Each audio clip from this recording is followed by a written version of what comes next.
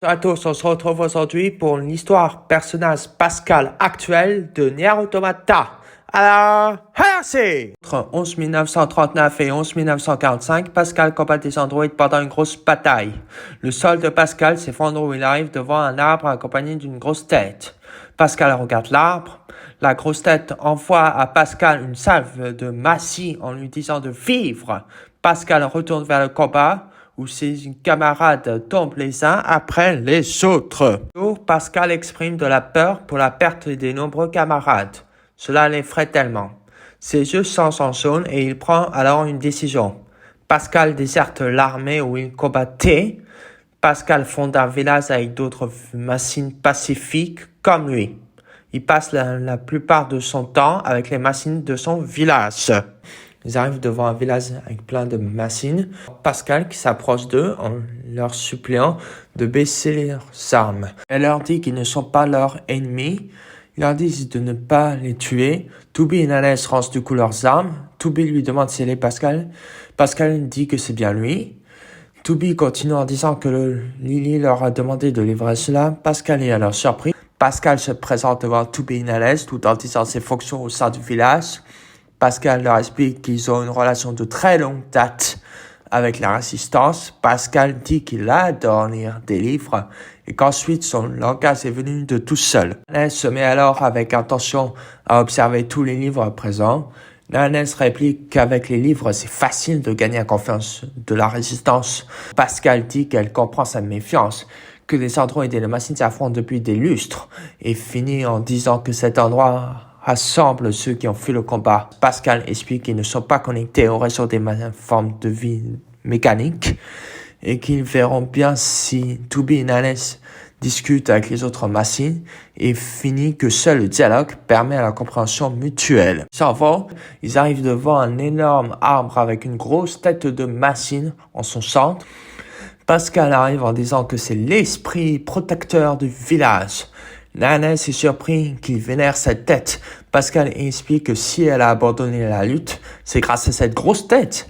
Pascal se met alors à raconter son histoire, qu'elle était dans un combat et qu'elle est arrivée par le plafond vers cet endroit et que l'endroit était paisible, que l'atmosphère n'a rien à voir avec l'extérieur. La grosse tête lui envoie à Pascal une salve de magie en lui disant de vivre. Pascal retourne vers le combat avec d'autres machines du même type que lui, que ses camarades tombaient les uns après les autres.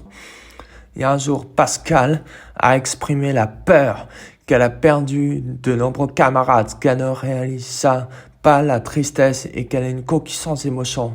C'est du coup devenu ce qui l'effraie le plus. Ses yeux sont en jaune et elle prend alors une décision. Toubi et Nanès écoutent son histoire et Nanès dit que c'est une erreur de système. Pascal se retourne en disant qu'elle est vraiment détraquée. Pascal détaille plus son histoire, les vestiges de ses collègues qui sont restés là avec le temps qui passe. Qu'après avoir déserté, elle a fondé ce village avec d'autres machines pacifiques comme elle. Elle ne fait plus que s'occuper des habitants qu'elle les considère comme ses propres enfants. Elle s'occupe avec des habitants qui l'interpellent. Et elle dit qu'ils ont obtenu d'agréables choses grâce à ce village. Nanès méprise tout cela et il s'en va. Et ils reviennent dans le village, ils voient que des machines se disputent pour une boîte de musique. Pod 153 dit que les disputes sont fréquentes dans un village. Au moment qu'il allait agir, Toubi le stoppe de son élan en disant son nom. Opérateur 210 appelle Nanès pour leur contact régulier. Nanès ne répond pas. L'opérateur répète son nom en lui demandant s'il a entendu et répond à l'opérateur 210 avec le poing de la main vraiment ferme et dit ensuite qu'il n'y a aucun problème de leur côté. Toubi et Nanès décident d'aller voir Pascal et la machine. Pascal dit aux deux androïdes qui tombent à pic. Il demande à Pascal ce qui s'est passé. Elle explique qu'ils ont perdu de vue un membre de leur tribu. La sœur de la machine disparue explique qu'elle est partie vers le royaume sylvestre afin de trouver des pièces de rechange. Pascal explique que des formes de vie mécaniques farouches et hostiles vivent là-bas. Elle explique que c'est un endroit dangereux. Il lui demande pourquoi elle est partie et Pascal explique qu'il lui faut une vieille pièce qu'on ne trouve que dans les ruines de la forêt. La machine supplie qu'on retrouve sa sœur. Nanès demande comment une machine peut avoir une sœur. Pascal se met aussi à supplier. Nanes compte refuser net, mais on voit que la situation de la machine empire, tout en se frappant la tête contre le sol très fort. Il refuse encore et cela continue encore. Toby demande où faut aller chercher, ce qui fait surprendre Nanes. Et Pascal remercie et ils foncent du coup tous ensemble vers l'endroit. Toby et Nanes, ils vont en étant accrochés à une ficelle qui est attachée sous Pascal. Toby demande à Pascal de ce qu'elle a fait de son corps. Pascal lui répond qu'elle a modifié elle-même tout en étant fière puisqu'elle lève même ses bras.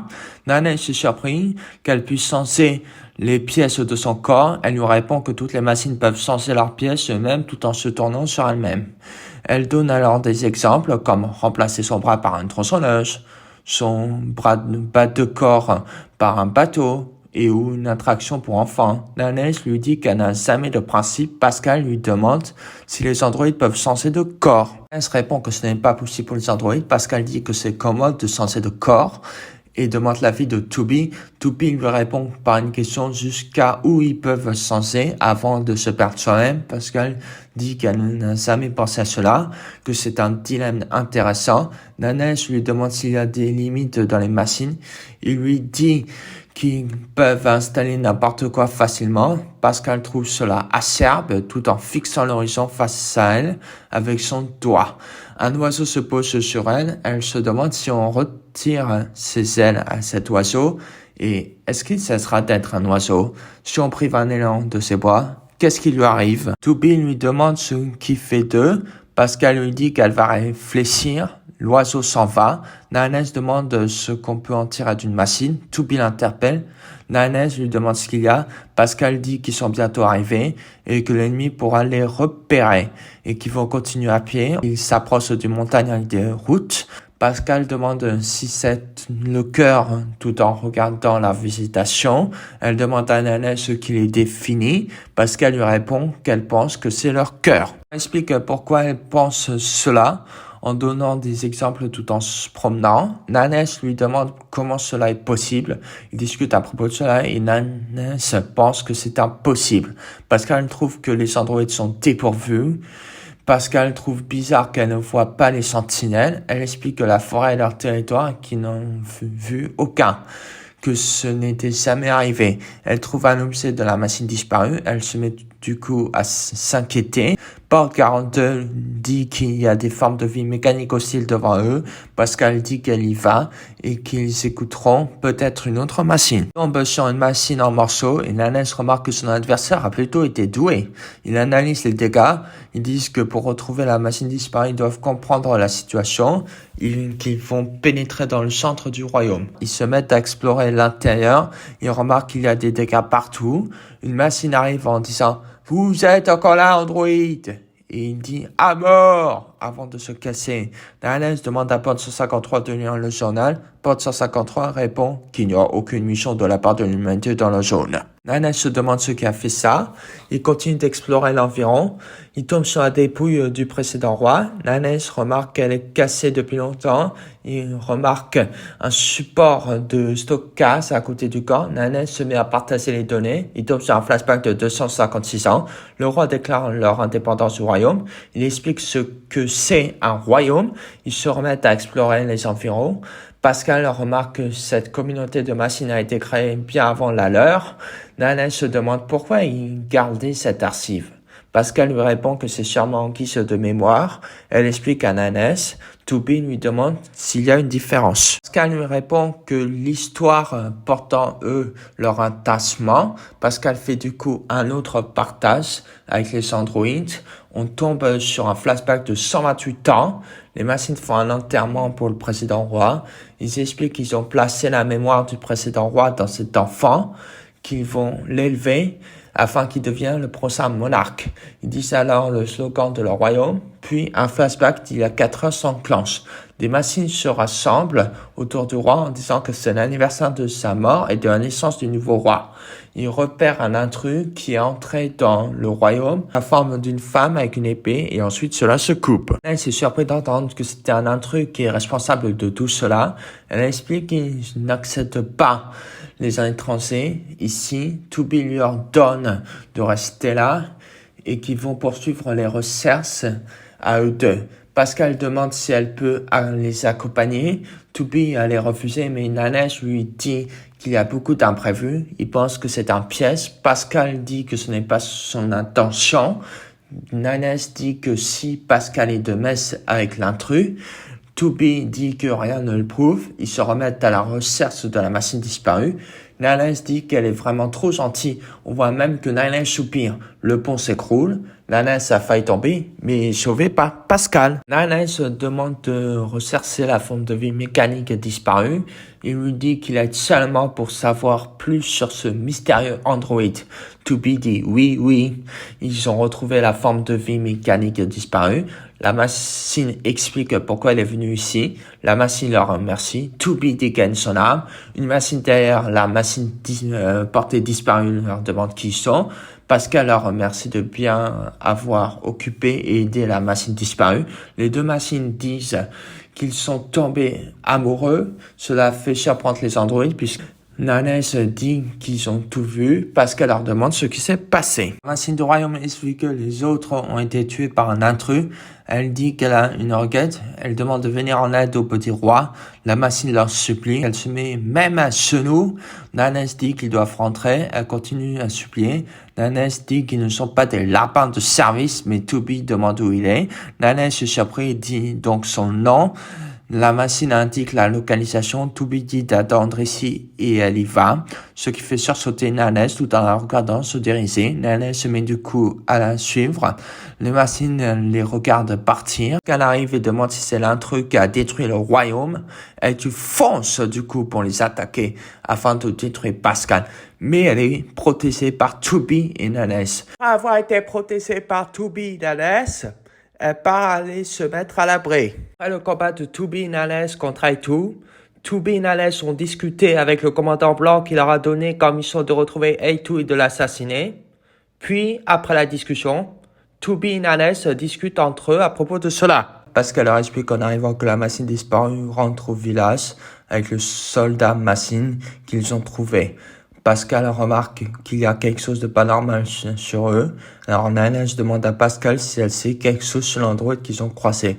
Pascal leur dit qu'elle est aussi mentionnée dans leur archive de machines, que les archives des machines la présentent comme un androïde dangereux qui massacre toutes les machines à vue. Elle explique qu'elle n'est jamais apparue dans son village.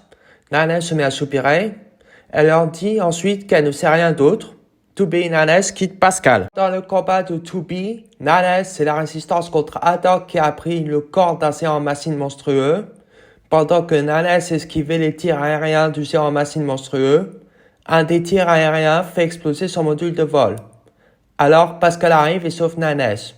Il dit alors le nom de Pascal. Nanès qui atterrit sur un toit. Nanès remercie Pascal et lui demande si le village de Pascal est indemne. Pascal explique à Nanès que comme le village de Pascal est coupé du reste des machines, ils ont pu garder le contrôle. Nanès répond que c'est parfait. Il met alors sa bandoulière devant lui. Nanès l'ouvre et se met à chercher quelque chose. Alors un objet avec une forme un peu spéciale. Pod 153 dit que l'emploi du dispositif de renforcement par un type S.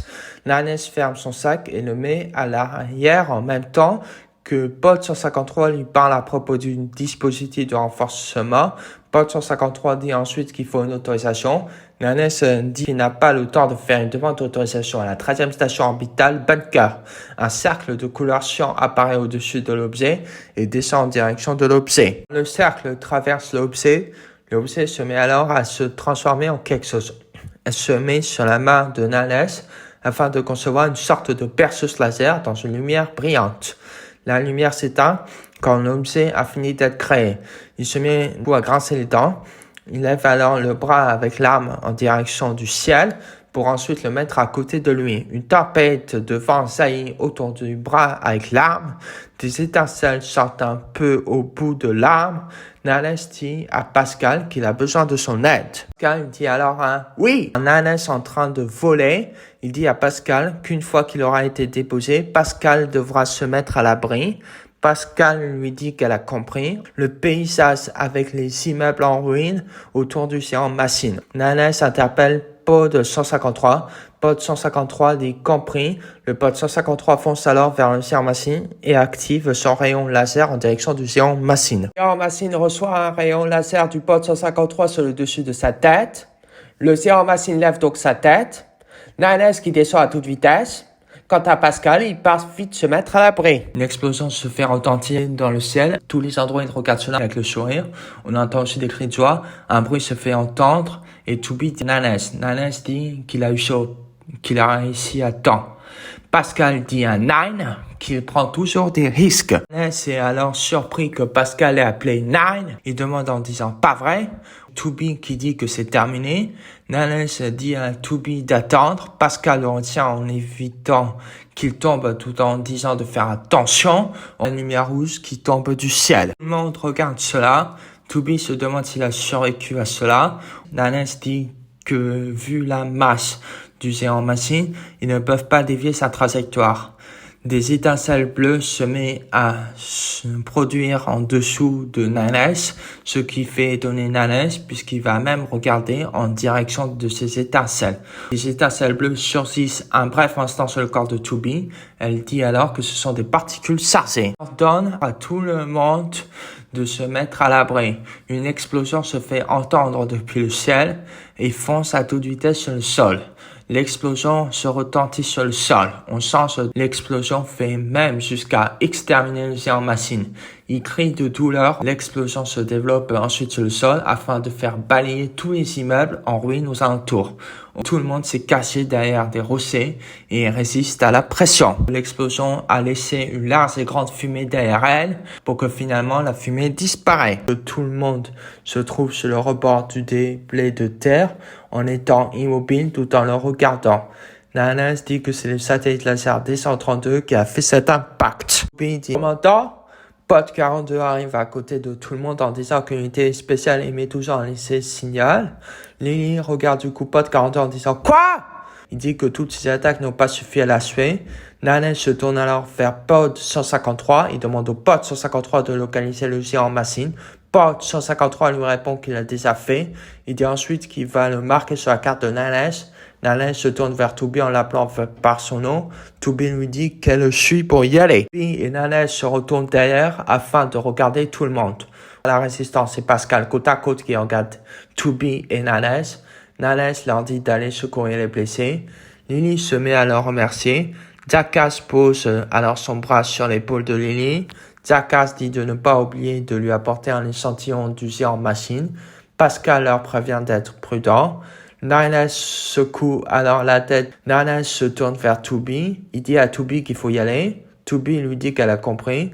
Toubi et Nanès se mettent à faire demi-tour pour ensuite courir vers le déblai de terre. Tous à sauter dans le vide. Ils sont alors tenus chacun par leurs pas tout en s'engouffrant à l'intérieur. À un moment que les têtes de machine diffusent des transmissions en résonance entre eux, les membres de la résistance et Pascal qui observent les têtes des machines. La chaîne YouTube possède un compte Discord où on peut discuter, parler des théories entre nous, entre fans, discuter de l'œuvre, tout ça. Le lien d'invitation du serveur Discord se trouve en description de la vidéo. Merci à tous d'avoir regardé cette vidéo. N'oubliez pas de mettre un pouce bleu, de vous abonner si ce n'est pas déjà fait, d'activer la petite cloche et au revoir.